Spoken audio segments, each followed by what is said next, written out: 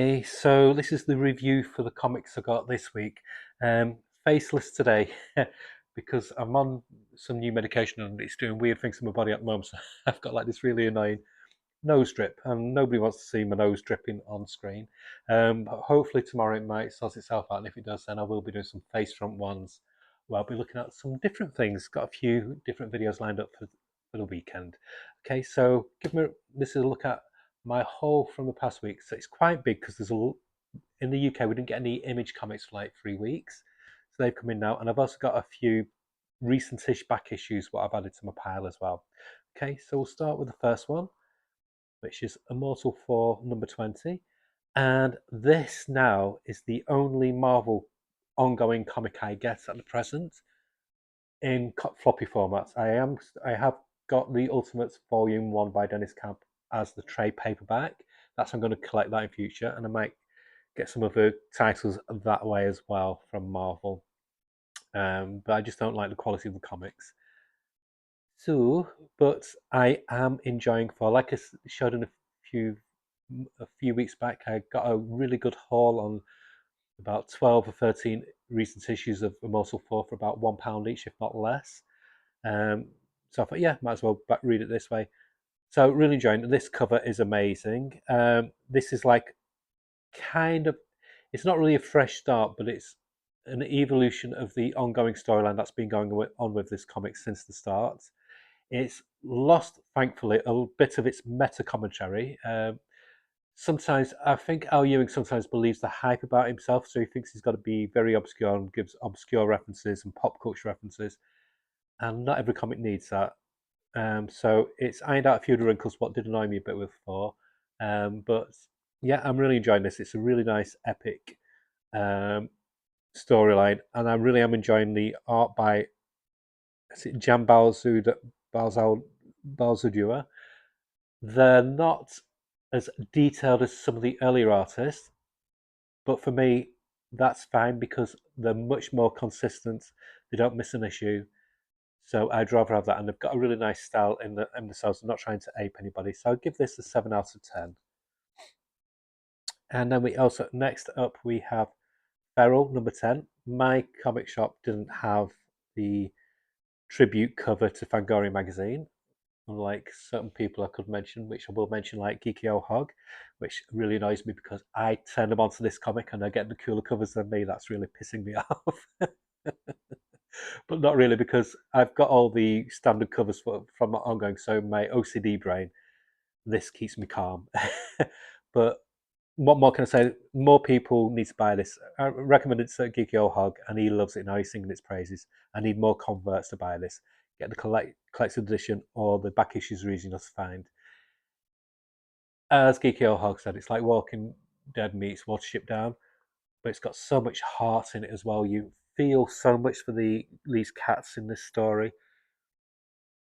It it's horrific without being over the top, and fortunately, it doesn't show too much cruelty to animals, which a weird thing with us as human beings. We can see no, we can see any amount of cruelty to human beings, but anything to an animal, like oh no no no, can't see that. So yeah, it's a near perfect comic, 9 out of 10.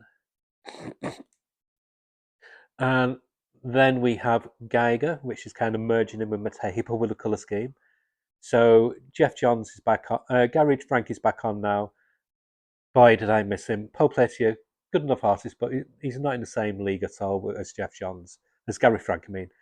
And the writer by Jeff Johns is just amazing. This is a post apocalyptic Western. It's one of the best comics on the stands at the moment. I love the foreshadowing with this cover because there's a new character introduced, which you need to read the comic about. The giveaway is on the reprint of issue 10. But oh my god, this is such a fun read. I try not to give this score very often, but I'm going to give it 10 out of 10. A perfect comic. It's just wonderful. And then we have another Ghost Machine comic. This is Red Coat number 9. Shame it stood up because it got a nice double cover. But yeah, so what I love about Red Coat is how they're dipping in and out of timelines. And so with this one, it's showing his encounter with the American legend of John Appleseed. So him and Johnny Appleseed are best friends. Johnny Appleseed's almost got like a Roald Dahl kind of feel to him as a character.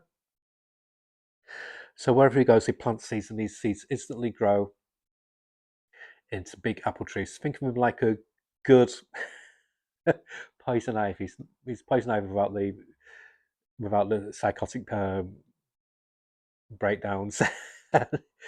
It was just a great character study, and Simon Pure is such a bastard. Basically, he's a very self-centered bastard.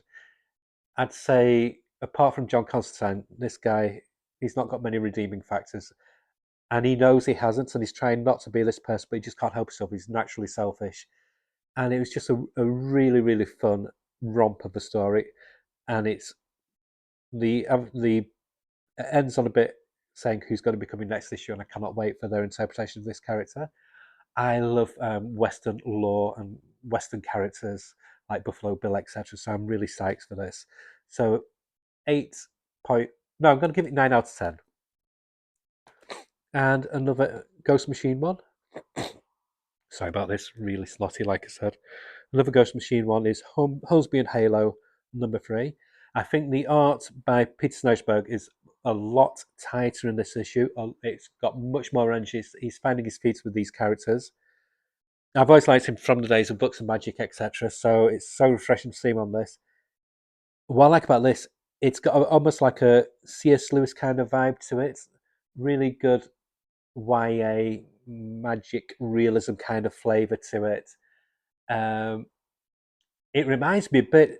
It's like an American version of the Box of Delights, if anybody's familiar with that. And I really, really enjoyed this issue. This cemented it for me. It's now becoming a firm favorite. It's light-hearted when it needs to be. It gives this really cool, almost like it's got this really cool sense of foreboding on it as well. And I love the classic trope of good versus evil. And this is like the literal good versus evil. I like things like Doctor Fate, where you've got the Lords of Chaos and the Lords of Order, stuff like that. So this is all in my wheelhouse. And yeah, 9 out of 10.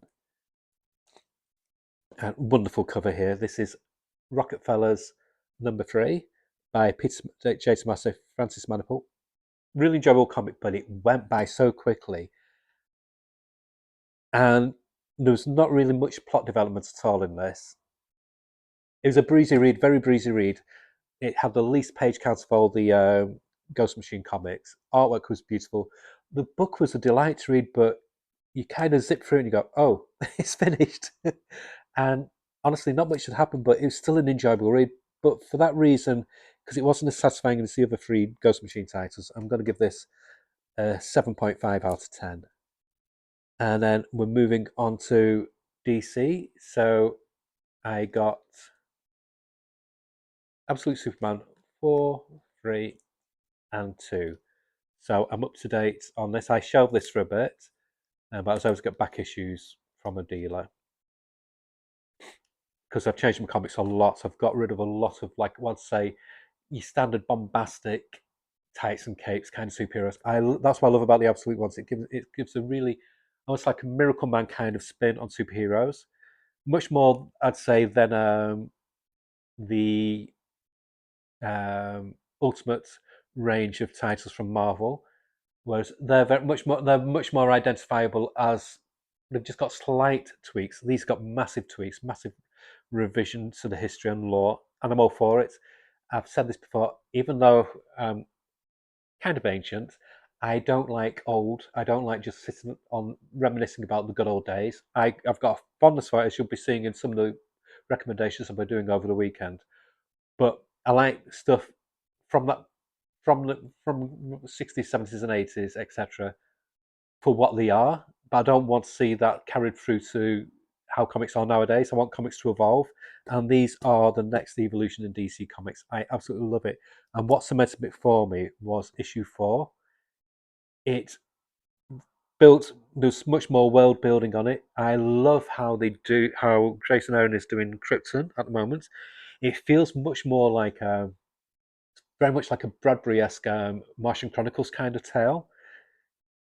brings a kind of like it's got this totalitarian feel to it as well. So it's got a bit of a George Orwell feel to it, and Aldous Huxley, really really good. I'm getting a bit pretentious there, aren't I? I love my books, but yeah, number four cemented it for me. It brings in some characters in new spins on who they are. I'll give you a clue. One of them's got a red hair and carries a camera, um, but yeah, it's pulling the rug from what you expect with Superman, and I'm all for it. I love the cape being like almost like this. It's called a red mist. It's like nanobots. Oh, it's just wonderful. Absolutely wonderful. And the art has evolved so much from the first issue. You can tell initially it was brought on at the beginning just to fill the boots of artists who was meant to be doing it originally. But now he's kind of like saying, no, this is my book, this is my child. And my goodness, the art is good. It's on par with Steve Epstein's work for Captain America. It's that good. It's really good. And the colouring is just superb. An all round perfect comic. And I'm going to do it again. 10 out of 10. This is now my favourite absolute comic. The other two absolute titles I adore, but with this one, it's got the added bonus of a story that I am really invested in. Just bear with me, just need to get a drink.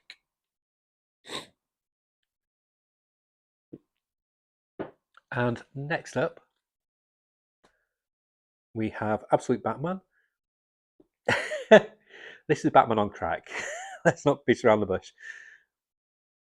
This is Batman for your attention deficit member of your family. It's wham bam, thank you, ma'am. It goes balls to the wall, extreme, and it's all the better for it. Leave your preconceptions about what Batman should be at the door and just enjoy this. This is the Mad Max version of Batman, and it's glorious. The art by Nick Dragata is just wonderful. Yeah, it's Batman on steroids, but so what? It's fun. I'm not looking for this to be another clone of Batman titles that already exists. I want something new, something fresh, and I'm getting that with this. So 9 out of 10. And then we have this comic has no right to be as much fun as it is. This is a like a stopgap between issue 6 and issue 7 of DC versus Vampires World War V. This has 40 pages of story, I think it is. Yeah, so you get it's $5.99, but 40 pages.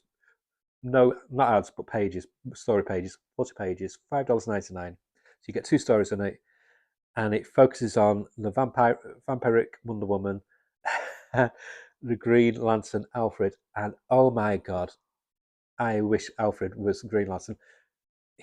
Alfred has got to be my favorite comic character of all time. I just love him. Nobody has the same dry wit as he does, and he makes a wonderful Green Lantern. So it looks at both sides. It looks at Wonder Woman's side, and it looks at Alfred's side, and they meet in the middle as well. But it also introduces a fascinating, a fucking fantastic version of Green Guy Gardner. Oh my god! And what happens to him?